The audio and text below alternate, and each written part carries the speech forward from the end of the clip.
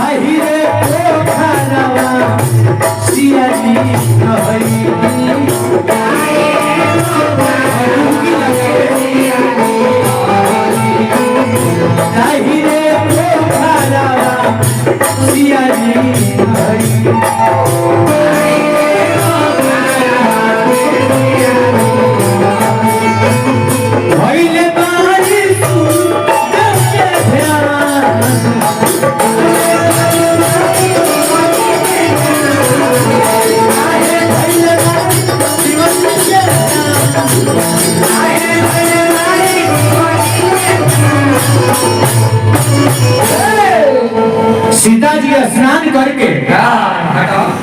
गईली घरे घरे जाके लगली पूजा करे